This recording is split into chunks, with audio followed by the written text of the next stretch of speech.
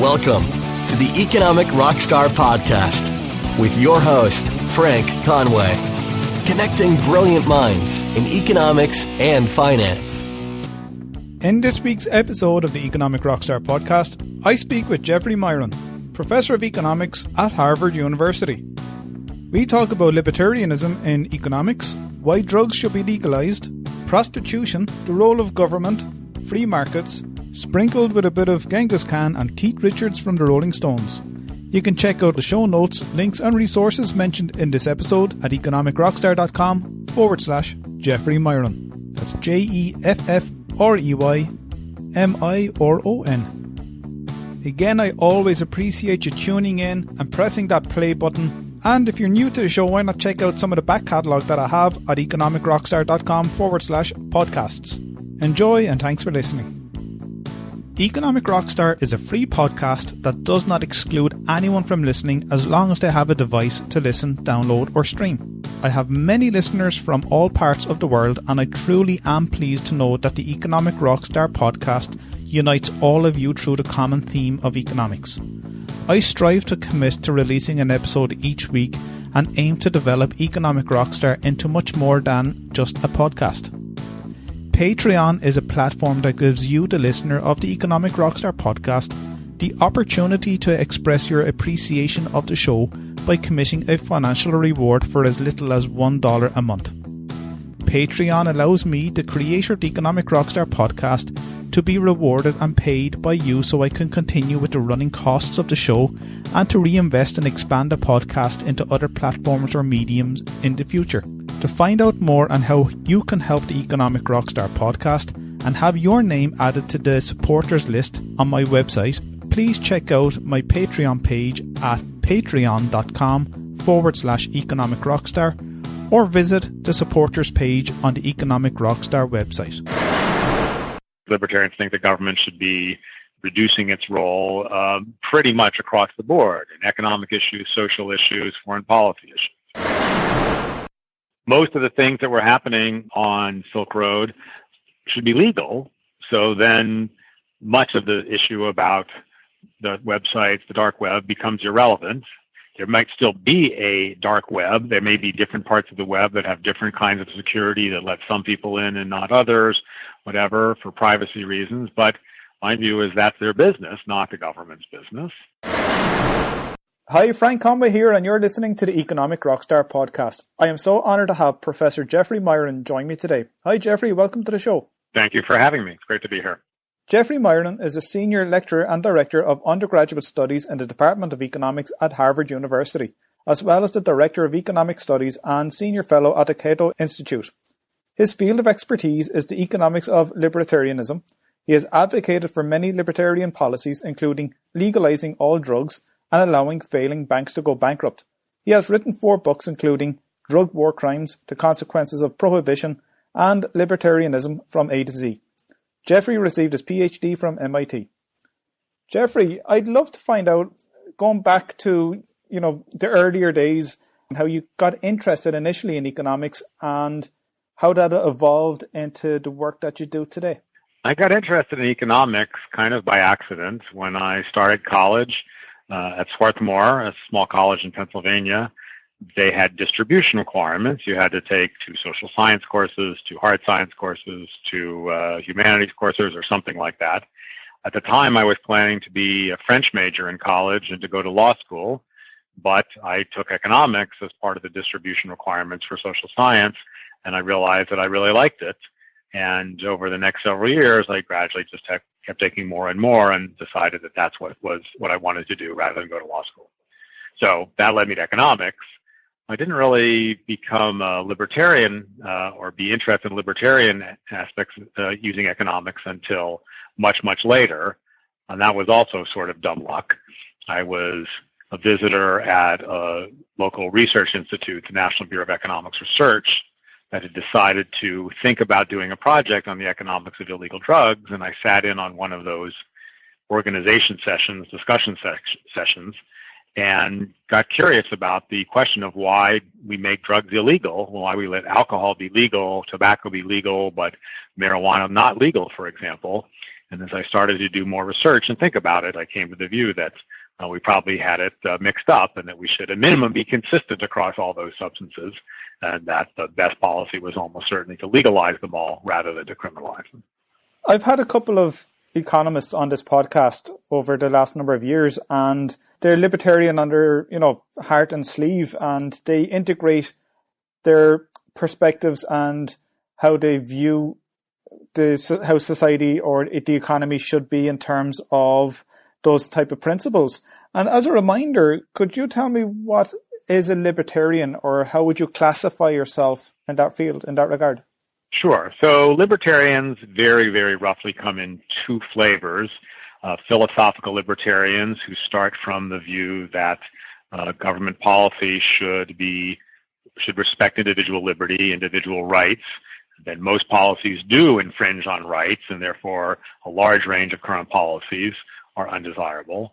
Or there are economic libertarians, often called pragmatic or cost-benefit libertarians, or consequential libertarians, who reason that based on standard economic arguments and evidence that although many policies are trying to accomplish very reasonable, even important things, helping people in need, keeping people from buying things that are bad for them, keeping people away from drug abuse or whatever, that despite the noble goals, frequently those policies generate more harm than good, and we'd be better off with less intervention, less regulation, and in many instances, little or no regulation or interference with the private economy. Studies that you and others have done have shown that government interference does more harm than good. I've noticed on your webpage and on Harvard that a lot of the recent work that you have done is on marijuana prohibition and the economics of drugs, etc. And you really found your area. I've noticed, if you look back, where you would have worked with Greg Mankiw earlier on and then moved into this type of libertarian economics. Have you an example of perhaps one whereby you have identified the negative impact of government interference regarding drug prohibition on people or on society or on the economy as a whole? Well, with drug prohibition, my analysis and other people's similar analysis suggests that prohibition actually has a large range of negative consequences and limited, if any, benefits. The alleged benefit is reducing drug use, and if by that you mean reducing drug misuse or excessive use, then many people would regard that as a plus, although some libertarians would still think that's none of the government's business. But the degree to which prohibition seems to reduce drug use or abuse is modest at best. In many cases, seems to be quite small. And by creating a black market, by forcing the drug market underground, prohibition leads to more violence as the participants in the drug trades resolve their disputes with guns rather than with courts. It leads to poor quality control, so people consume excessively high doses or adulterated versions of the drugs they're interested in. It leads to corruption. It leads to interference in other countries like Colombia, Peru, and so on. It leads to infringements on civil liberties. So there's really a fairly long range of negatives, and at best, the one possible but small positive at best. And of course, the extent prohibition is keeping people from using drugs, for many people, that should also be regarded as a negative. If people can consume drugs without harming others, there's no reason the government should stop that or care about that any more than it cares about whether I eat an apple or have a glass of wine or go downhill skiing or anything else. And that's the essence of that type of libertarian attitude. And you don't have to be libertarian. I was speaking to a colleague earlier on. I told him about the interview that I'm going to have with you today and where you're coming from. And he wouldn't classify himself as libertarian, but he totally agrees with you that legalization of drugs is the way to go forward. And we must give people that choice and that freedom to choose. And I think what's happening recently politically, in the political landscape anyway, is that people seem to be losing that freedom of choice. Even on aspects like freedom of speech, people are afraid to talk or give opinions, and let alone trying to give people a freedom to choose on something that's currently illegal. Well, I hope you're being a little pessimistic on the first thing you said, that we're losing the freedom to say what we Oh, yes, think. that's unfortunate. I guess I don't see it as quite that bad yet. We certainly have lost, we do not have some freedoms that I think we should have to consume drugs and run businesses more the way the business owners would like to run them and many other things. But I feel that the freedom of speech has mainly been pretty well protected in the U.S. There's some privacy rights that have absolutely been eroded by the concern about terrorism and security and things like that. So yes, that's certainly something that lots of libertarians are concerned about. Now, you said something else that I thought was sort of useful. There are a number of cases where non-libertarians, people who are not so worried about individual rights, I think might nevertheless agree with the libertarian conclusion on certain policies, because they would agree that regardless of whether one values the right to use drugs, the negatives of trying to prevent people from using drugs are so significant that it just doesn't make any sense to try to do that. So people who have paternalistic instincts might still realize that those paternalistic instincts don't seem to work out very well when they're implemented by a draconian government policy like drug prohibition. So just to recap on what you're saying is it's better to have, based on people's thinking, it's better to have drugs as illegal just in case of the negative consequences of legalizing the drug? No. I'm saying it's much better to have them all be legal. But I think there are people who don't care about the freedom of individuals to use marijuana or opioids or alcohol. They might want to outlaw such things if they thought they could do it without unintended negative consequences, but they recognize that the attempt to prevent drug use by prohibition doesn't work and has all these negative consequences. So they come down in the same place as libertarians as saying we should allow these things to be legal. And we see, like, you have anecdotal evidence from the 1920s or 1930s with prohibition regarding alcohol, and that is a real-life case study that we have seen in the recent past, and speakeasies have been set up, and you have violence as a result of this making alcohol illegal with Al Capone and the gang warfare. And that's replicated right up to present day. As I don't have to say, people know this anyway, that there's a lot of conflict, armed conflict in the underground regarding drugs. And to stop that negativity and that violence, one way of going about it is to make drugs or certain drugs legal. Exactly. I mean, and it's true much more broadly. If we outlaw any good or service for which substantial demand exists and for which there are not obvious or easy substitutes, we would expect it to create a black market. We would expect that black market to be violent and corrupt, that the attempt to enforce that ban on this product would lead to infringements on civil liberties, lead to racial profiling in many cases, and so on and so forth. So the crucial thing is not that we're prohibiting drugs. The crucial thing is that we're prohibiting. It's the characteristics and the incentives created by prohibition which are key, not the properties of drugs per se. Do you have an example, like on two sides of the spectrum, a country where there is illegal drug activity and the violence that's apparent in that particular country, and then on the other extreme where you have a country that displays or that has drug legalization and low violence? Unfortunately, we don't have a lot of countries that have outright drug legalization anymore because, to a significant degree, under pressure from the United States, essentially all countries in the world, at least all those who are members of the United Nations, have laws that are similar to the U.S. laws. They agreed to adopt these UN treaties that require them basically to outlaw drugs in their countries. Now, there have been some movements away from that. Many people are aware that Netherlands has this very, very weak, almost legalization regime for marijuana, at least in some cities, in the coffee shops. Portugal, about 17 years ago, decriminalized a broad range of drugs, not just marijuana, but also cocaine and opioids and so on. But in all of those countries that have moved toward legalization, they have not officially legalized. they have basically reduced their enforcement efforts, and they've allowed the consumer side of the market, the purchase and possession, to be legal or at least ignored.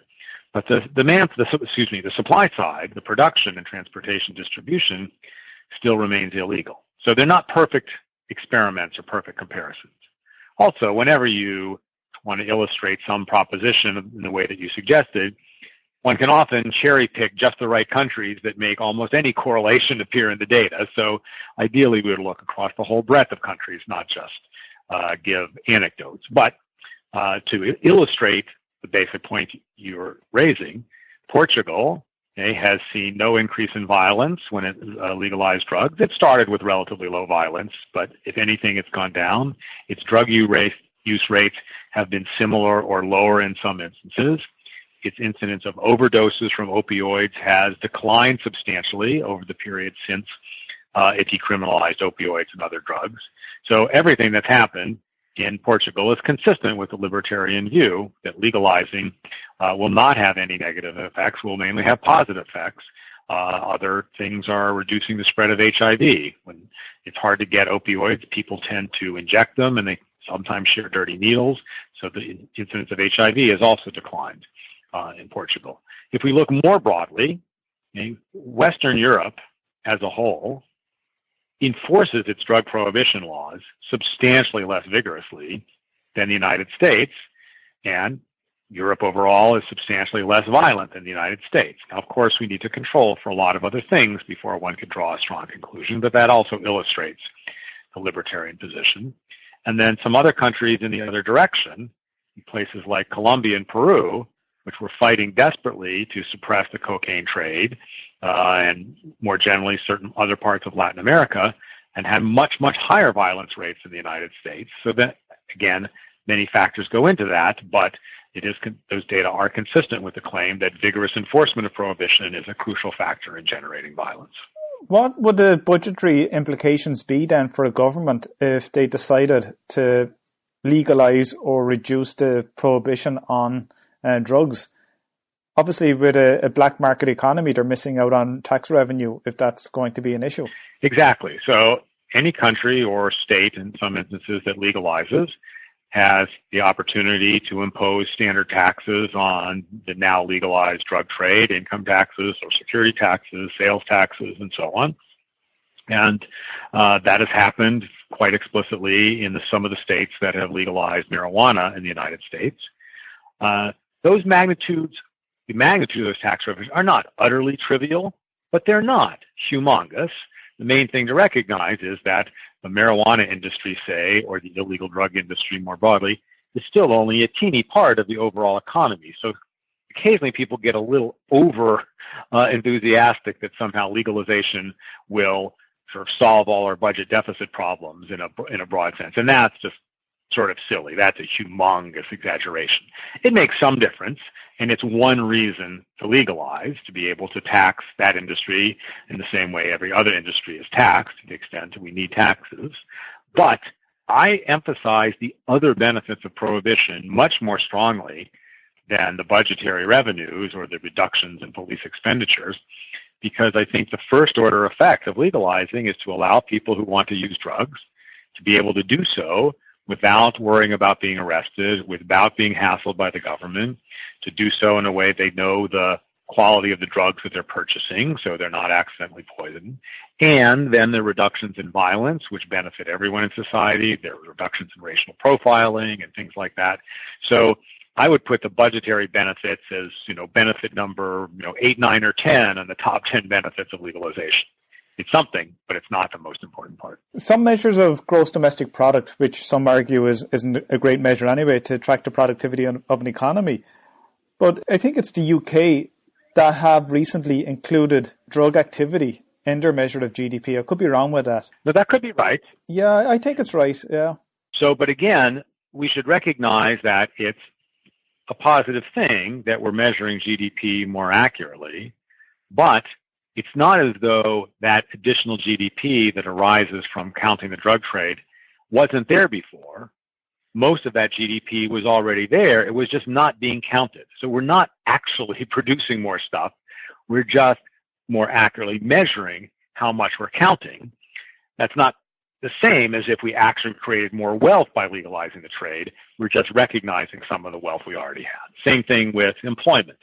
Many of the people who are working in a legalized marijuana industry will now be more likely to report themselves as employed when they're sampled by the Bureau of Labor Statistics.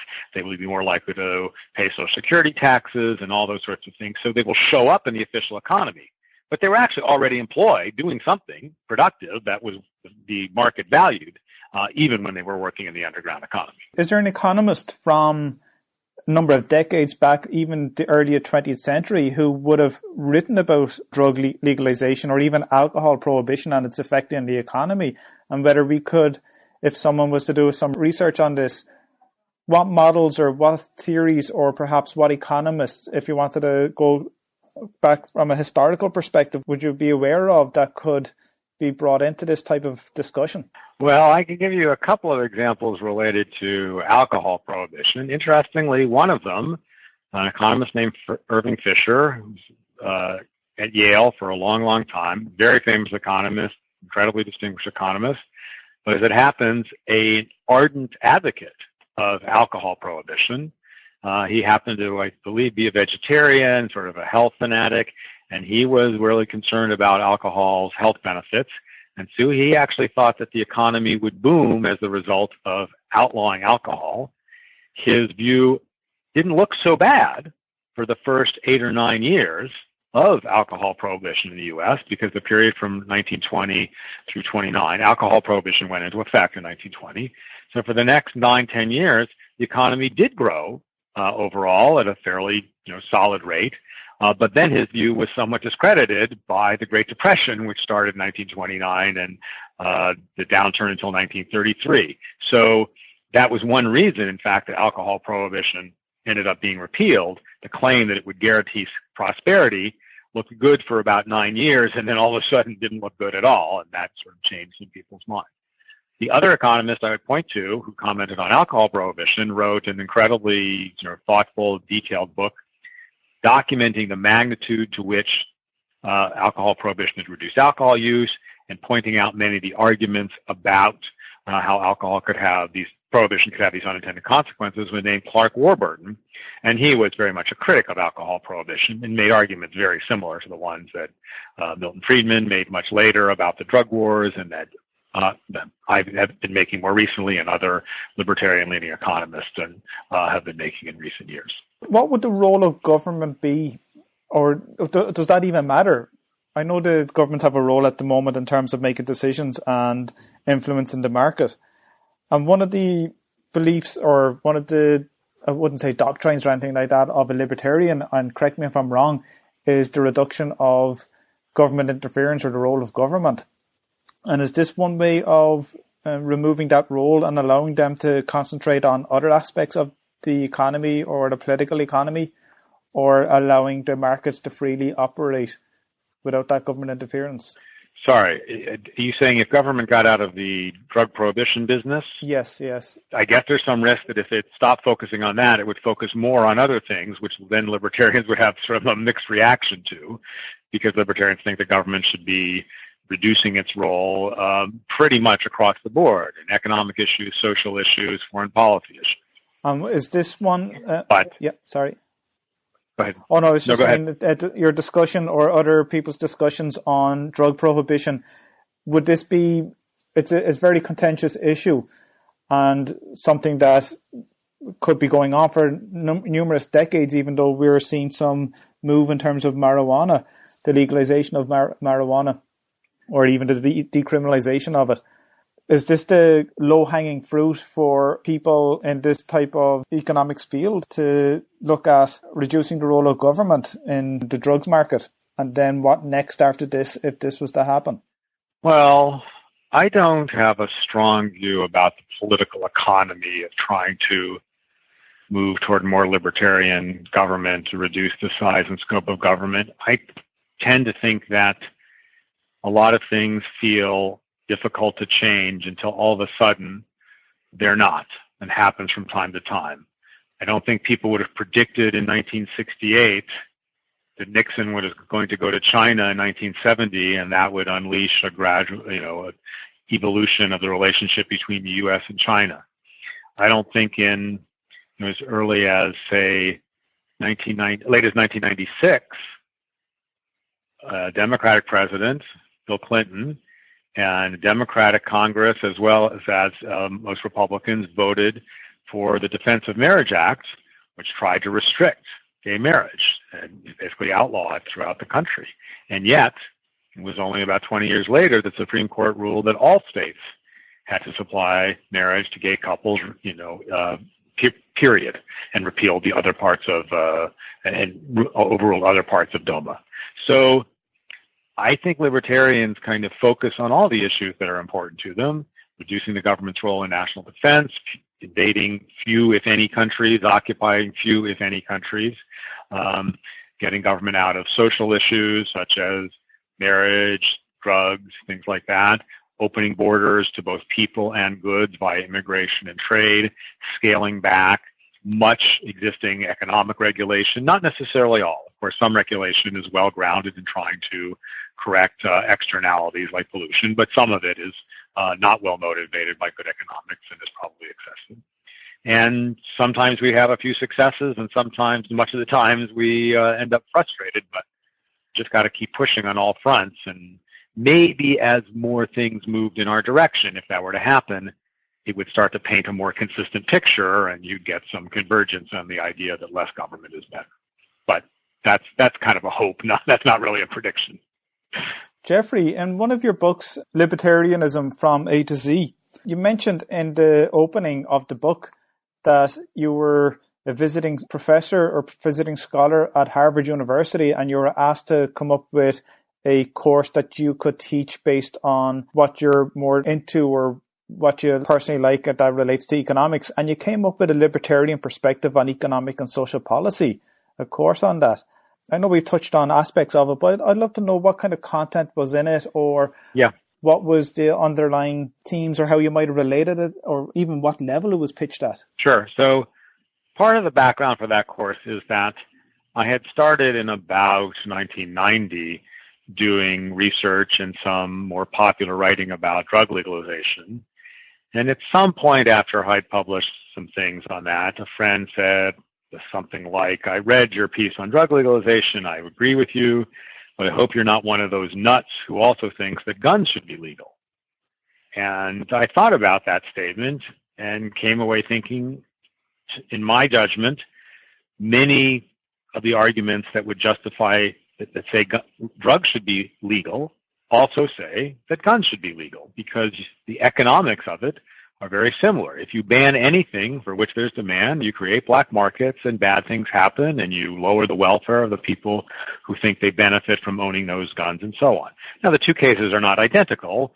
Obviously, guns can be used to harm, others, to harm innocent third parties in ways that drugs cannot easily be used to do. But still, it made me think I should start to think about being consistent and have all of my policy views, fit together in a way which made sense.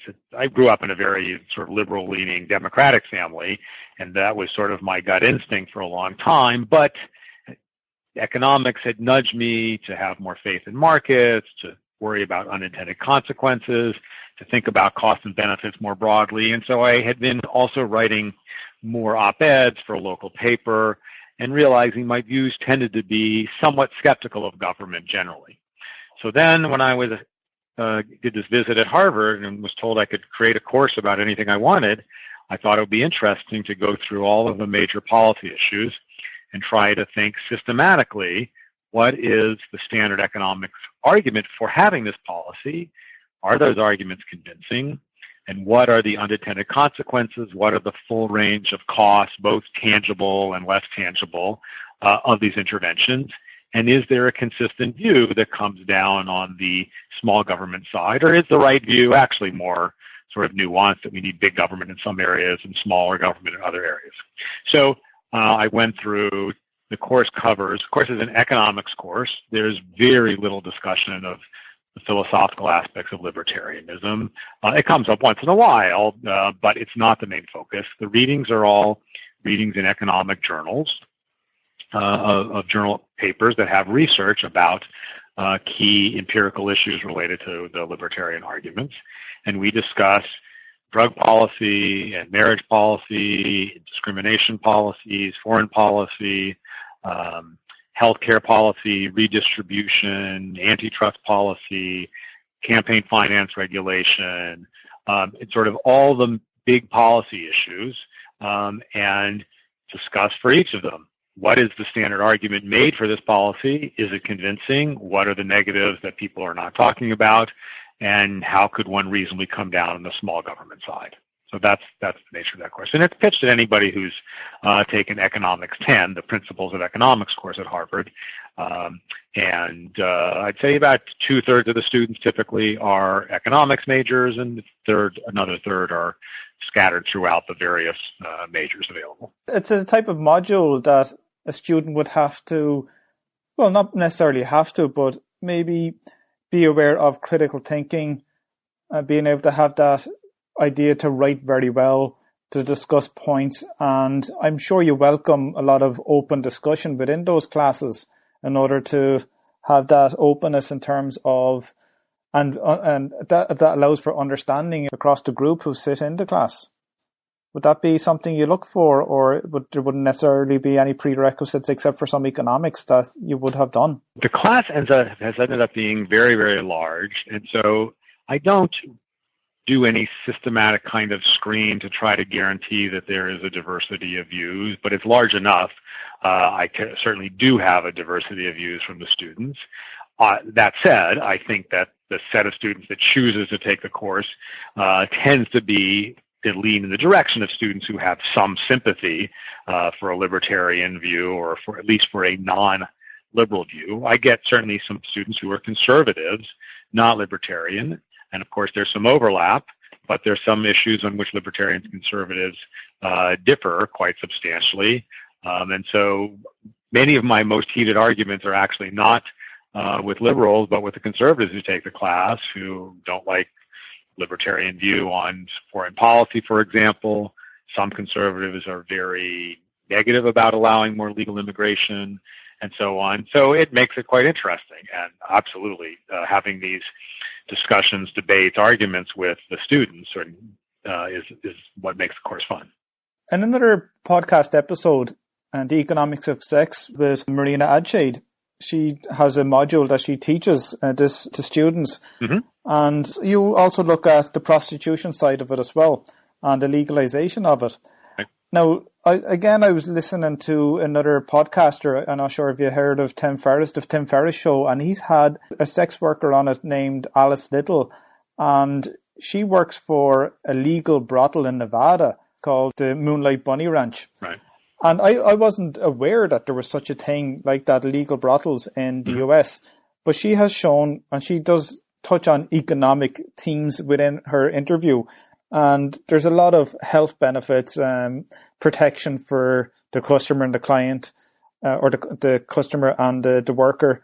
And I'm surprised that there is, I don't know what it's like in the US, but is this something that is unique to this particular house, or is this something, do you think, is the beginning of the legalization of prostitution, or do they fit in a certain loophole? I think prostitution is in a sort of different situation than the drug trade in the following way. Yes, we do have one state where in much of the state, technically not in Las Vegas, actually not in Las Vegas per se, it's actually in counties with populations of 400,000 or less, which excludes Las Vegas. But outside Las Vegas, you do have legal prostitution. First, the federal government has never outlawed prostitution. So it's a state policy, or it's a state policy enforced by city, police, etc., rather than a federal policy. So the degree of attention to it has waned humongously over the last several decades. Actually, the recent TV show called The Deuce is about the change in attitudes and the change in enforcement and the relation between police and the underground trade about prostitution and pornography in New York City, which was when this sort of gradual de-escalation started.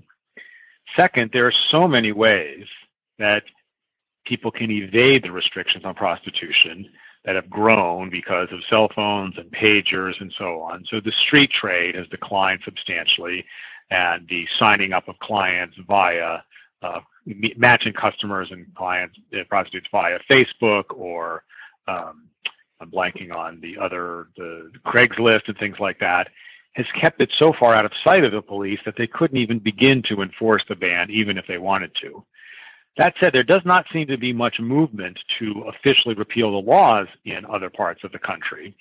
I think partially because the laws are just not doing much, so no one has that strong an interest in bothering to change those laws. They may go at some point, but it doesn't seem to be an active topic of discussion for the most part. What would your views be on Ross Ulbricht, I'm not sure if I have his name pronounced correctly, and his Silk Road operation in the dark web? That, you know, the way he provided, or whether not that he provided, but he was seen to be the mastermind behind the operation of providing drugs on a website called Silk Road and using Onion or Tor or something like that. Tor, yeah. And I think that most of the things that were happening on Silk Road should be legal. So then much of the issue about the websites, the dark web, becomes irrelevant. There might still be a dark web. There may be different parts of the web that have different kinds of security that let some people in and not others, whatever, for privacy reasons. But my view is that's their business, not the government's business. And we probably wouldn't see very many of them survive, certainly not for drugs or for prostitution or things. If these things were legal, people would just go to the store and buy them the way they buy Advil. So it would become a kind of a non-issue. Now, of course, there's some things that would be illegal even in libertarian land: murder and assault and rape and theft and arson, the most basic kinds of crimes, violence against people and theft of things and all the related activities. So there's going to be some underground stuff or something, no matter how libertarian the land is. And maybe on occasion, when the government has specific accusations against specific people, it has would have a reason to want to investigate that. But I think it would just be a much, much smaller issue and would be a much simpler issue to think about if we first treat the fundamental problem of creating the demand for the dark web and related things by making so many things illegal. Jeffrey, can I ask you a number of questions on some of your other work that you would have done in the recent past? Sure. I know you've worked with Greg Mankiw. How was it working with Greg Mankiw? I had him on a recent episode also.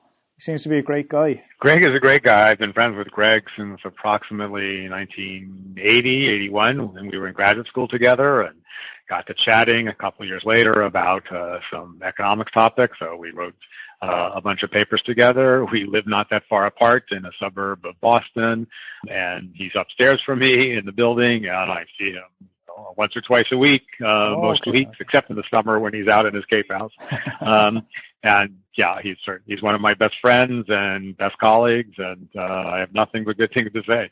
And he's even a little bit libertarian. He's a little bit libertarian. Nobody's quite as nutty libertarian as I am, but Greg certainly leans in that direction. I think that came up in our conversation, actually. We had a bit of fun over there, yeah. You've also very active in terms of your op-eds. How important is an op-ed to have out there? And should you encourage it more for people who are, or should this be more reserved for academics? Oh, it certainly shouldn't be reserved for academics. The op-eds, the newspapers and the websites that publish op-eds should publish whatever they want to publish. But the sad thing for people who try to write them and ideally would like lots of people to read them is there's billions of op-eds out there, and by the time the quote-unquote ink is dry on your op-ed, 10 new ones have shown up, hundreds of new ones have shown up within an hour, and so there's a lot of competition for people's eyeballs, for people's attention. There's tweets, and there's blogs, and there's Instagram, and all the standard versions of the newspapers like the New York Times website. So you might think that given how unusual, some would say extreme or crazy, my views are on things, that when I publish an op-ed, I'd get hundreds or thousands of hate mail The sad fact is I don't get very many because there's all this other stuff to read and people are just not paying attention. I think that's true of all but the very, very most successful. People like Tyler Cowen, people like Paul Krugman. There are a few people that a lot of people tend to follow, and they get consistent attention and a lot of responses to what they write. But most of us, we're just kind of lost in the noise. Unfortunately, so you also have some interesting papers that you've co-authored, and I love the one where it has, I haven't read it now, but the title is very eye-catching, The Seasonality of Births in Human Populations. So I haven't worked on that for a while, but it was interesting. It turns out that the pattern of births in the United States is quite seasonal. The number of births is not roughly evenly distributed across the 12 months, but is fairly uneven. There's a difference, at least when I was doing this, of maybe 15, 20% between the high month and the low month. Now, most people predict, and it's totally plausible to predict, that the peak of births would be in the springtime. That's the peak of births in many other mammal species. That's when the newly born child would have, 5, 6, 7 months of relatively mild weather and be able to get a little older and better developed and develop resistance, et cetera, et cetera. But that's not when the peak is in the United States. The peak is in September, which is a little confusing. It's not obvious why you would expect there to be significantly more births in September than in other months. And indeed, the springtime in the U.S. is a relative low point, not a high point. Even more confusing is if you turn to Europe, especially in Northern Europe, say France and above, the peak of births is in the springtime. So now the fact is we have these countries in Europe versus the U.S. that are basically similar in their level of economic development and the religions that people practice and the kinds of industries and the fact that agriculture has become a relatively small part of employment, et cetera, et cetera. And yet birth seasonality is dramatically different between the two countries. And so we tried with a co-author, David Lamb at the University of Michigan, we tried to explain that. And the basic resolution seems to be that first, leisure time is much more concentrated in the summer in Europe relative to the U.S. So, of course, people in the U.S. also tend to take summer vacations in the summertime, but it's spread over June, July, August, whereas many European countries have one specific month that is much, much more the focal point. August in France, this would be the obvious example. If you go to Paris in August, a lot of stuff is closed because everybody's on the Riviera or something like that. At Christmas time, in the U.S., there's an even more extreme sort of shutdown of everything and lots of leisure time happening between Christmas and New Year's in the U.S. So the hypothesis is babies get made when people have leisure time, when they're not as tired or stressed or exhausted from their jobs. And so in Europe, that's tending to happen more in the summer, more concentrated in the summer. In the U.S., it's tending to happen more at the end of December, in Christmas and New Year's. And then weather seems to play a clear role. Above some point, temperature seems to be a significant negative for the likelihood of a conception, and therefore it predicts 9 months later the likelihood of a birth. So the U.S. has more extreme, hotter, humid temperatures than Northern Europe, and so in the U.S., the summer temperatures are a real discouragement. Northern Europe, summers are somewhat milder, and so those effects don't kick in. So that's what that work was about. That's interesting. Yeah, I've actually just today I had a double stats class, and I asked students what causes aging, an aging population. And I know it's because the distribution is higher over time compared to the birth rates. But we kind of put a little bit of a twist on how you could lie with some statistics. And I asked what could make you live longer. I kind of put it like that. And they came up with a couple of variables, and they said, well, maybe diet or health. One said weather as well, and education. So I tested those variables, and I got the data from the UN, the World Bank, World Health Organization. And we found some interesting statistics. We used alcohol as a proxy for health, really. And we saw there was a negative correlation there between living longer and alcoholism, which was a bit surprising. and also the expenditure on GDP as a percentage of GDP. And we also found a very negative correlation. And it's kind of coming to the conclusion that, and also I did the happiness index, and they didn't all stack up well. And it came to the conclusion that you should drop out of college and drown your sorrows in a pub. and when it came to Hours of Sunshine, which was the weather, there was a correlation of something like just under 0.5. So it didn't really matter where you were, whether you were in any part of Europe or the US. Interesting. It was just fun, it was just a little bit of a twist. And I just queried as well whether there was any correlation between stork migration, given that the myth of storks delivering babies. And it'd be just interesting to see, is there a higher population of storks in the US in September and in Europe in the spring? But sure, who knows? It's just a novel way of looking at some statistics. Right. Jeffrey, do you have any writing tips regarding how people might approach writing? Well, I don't think of myself as a good writer at all. I struggle with writing my entire life, so I'm sort of hesitant to give advice. But the person you mentioned earlier, Greg Mankiw, is a brilliant writer, and I've tried to learn a bit from him. He kind of lives by Strunk and White, and there was actually a period when my kids were still at home when I made them listen to a page or two of Strunk and White every night at the dinner table. Wow. And so I guess if I were going to give any advice, it would be to get a copy of that book and read it, partially because it's a very entertaining book. It has all sorts of funny little anecdotes and comments and things like that. My only other advice is my attention span is short. So I like things that are short. Things that are written concisely and precisely are much more likely to hold my attention than something that is long as wordy. I don't know if you've seen the movie Amadeus about Mozart, in which the Emperor Franz Joseph is asked to comment on Mozart's latest symphony, and the Emperor says, well, it was good, but it had too many notes. And Mozart is horrified that anyone would dare to suggest that there were too many notes in his work, but I suspect for many people that's kind of relevant. My wife also, at almost every movie or TV show we watch, says, that wasn't bad, but it needed an editor. They could have taken out 20 minutes of the chase scene or whatever, and it would have been a better movie. True, yeah. A good editor is very helpful as well. A good friend who can read your work and give you suggestions or advice on it.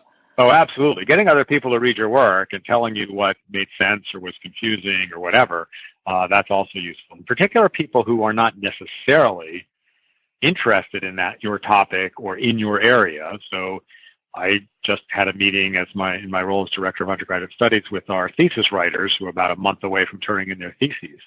And one piece of advice was, get your non-economist friends to read your introduction or your abstract and tell you whether they think this is an interesting topic. And if they say yes, they really would, even though they don't necessarily know all the technical details, they find it interesting, that's a really good sign. And if they don't, you should think about it some more.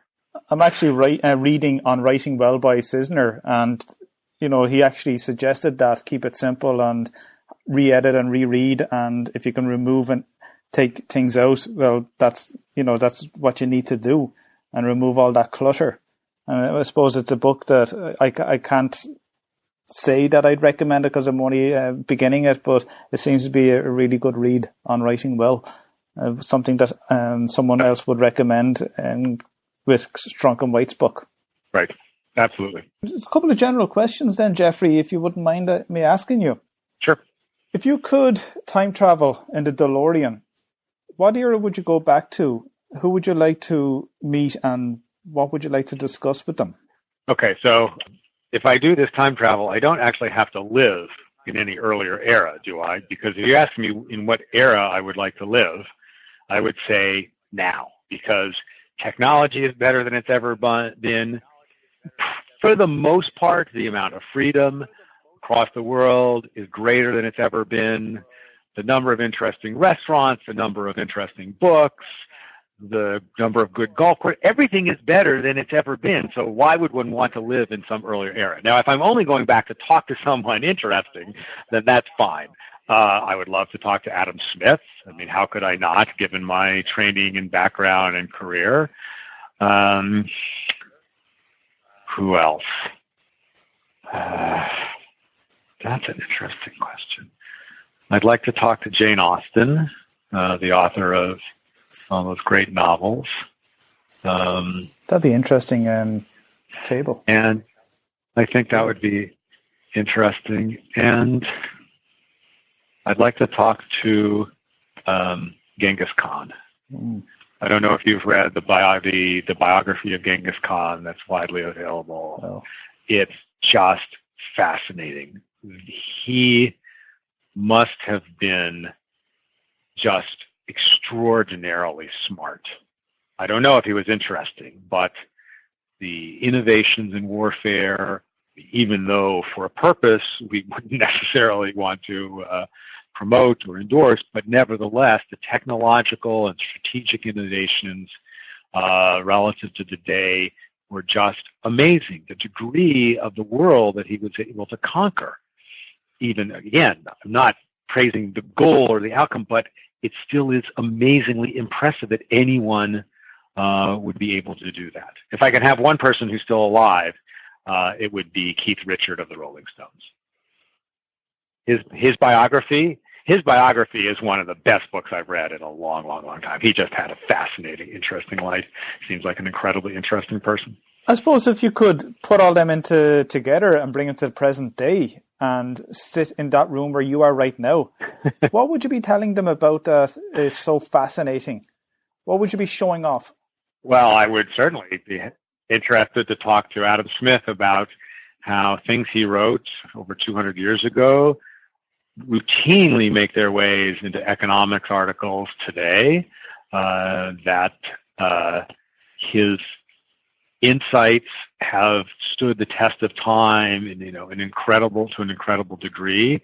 People are still debating all of his deep things, and to tell him that, in my judgment, in my evaluation, he has been overall pretty much correct that smaller government works pretty well, that markets work fairly well, and that the government stays out, we get a pretty good ratio of good outcomes to bad outcomes. Genghis Khan, I have no idea. I have no idea where to start to have a conversation with Genghis Khan. I wonder, would they have anything in common in terms of their thinking? The Wealth of Nations, possibly not the theory of moral sentiments, but regarding the Wealth of Nations. No, I don't know. They were coming from very different perspectives. One is all about limiting the power of the government, and the other was the government and used that power to an incredible degree. But also in interesting ways. I mean, one of the tactics was to go to a town and surround it and tell the town that if it didn't capitulate, it was going to be, razed to the ground, destroyed. Everybody would be killed. But to also make sure a few people got away, who would go to the next town and say, you know what, that Genghis Khan guy who says if you don't capitulate, he's going to destroy your town, he means it. He did it. So that when they get to the next town, they don't have to destroy it. Because they didn't really want to destroy all the stuff. They wanted to capture all the stuff and increase their wealth by having all the stuff. It didn't really do them that much good to destroy everything in their path. So, I don't know. I mean, it'd be interesting if could you convince Genghis Khan that once you've conquered, you should start giving liberty back to the people that you're ruling over? That would be fascinating. I have no idea how that would go. I mean, obviously our knowledge of Genghis Khan and what he was like is pretty limited by the relative paucity of any written record or other record. That's definitely a book I'm going to put on my order list now. And I would it be wrong to assume that you like the Rolling Stones? I love the Rolling Stones. There's no doubt about that. If there's one song there that could depict anything in economics, what would it be? Would it be Satisfaction? You can't always get what you want, but sometimes you get what you need. I think that's even better than Satisfaction. Because economics is about doing the best you can subject to the constraints. So saying you can't get what you want, you don't have unlimited ability to just get what you want, but you can get what you need, kind of sounds like maximizing subject to constraints. And of course, Mick Jagger, they attended the London School of Economics, although from Keith Richards' biography, I think he was the better economist than Mick Jagger. Okay. There's all sorts of good economics, interesting economics in that book. Apparently, the Rolling Stones and the Beatles colluded for a period during the 1960s about releasing their new songs to go every other week from each other. So they weren't cutting into each other's market. Each would have a week where their new single was very likely to be the hit new single for that week, and then the next week would be the other band's turn. Okay.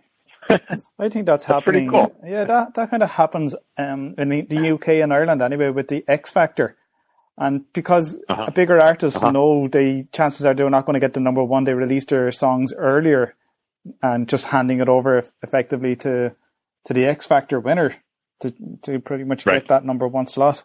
And I think people didn't like that, the way commercialization actually found its way into forcing that number one, or just pretty much guaranteeing the number one for the last 10 plus years. And people rebelled against it by downloading and purchasing Rage Against the Machine. I'm definitely going to put that Rolling Stone Can't Get What You Want on my Spotify playlist. I just want to gather songs that depict economic themes. Jeffrey, if there's anything else that you'd like to add to the conversation, or advice that you'd like to give people who might be interested in studying or researching the type of work that you do from a libertarian perspective? If people are interested in learning about libertarianism, I guess I should plug my other employer. It's a natural place to start. The Cato Institute website, which you can find trivially, has tons of studies written by Cato scholars, work that's related work done by people outside Cato. It has links to other sub-websites of various kinds that have all sorts of interesting material. So I think that's a great place to start. I would also plug the book released about 2 years ago by the executive vice president called The Libertarian Mind, written by David Bowes, is an excellent introduction. And then on the economic side, Milton Friedman's Capitalism and Freedom is certainly, in my view, one of the best books ever written, and is an excellent illustration of thinking about policy calmly and rationally and completely, and in a way that he and I would agree leads one to favor small government rather than big government. So let me leave it at that. Yeah, that's fantastic. Yeah, and the Cato Institute has a fantastic resources, and a lot of it is free as well. If not all of it is free, what you can access there. Yeah, exactly. Jeffrey, thank you so much for joining me on Economic Rockstar. I had a blast, and I personally learned a lot from you. It was lots of fun. Thank you. Yeah, it was absolutely fantastic talking to you. Very interesting research that you do, and I'm very privileged to have you on the show. It's my pleasure. I really appreciate it. Thanks very much, Jeff. Great. Thank you very much. Take care. Bye. Take care. Bye-bye.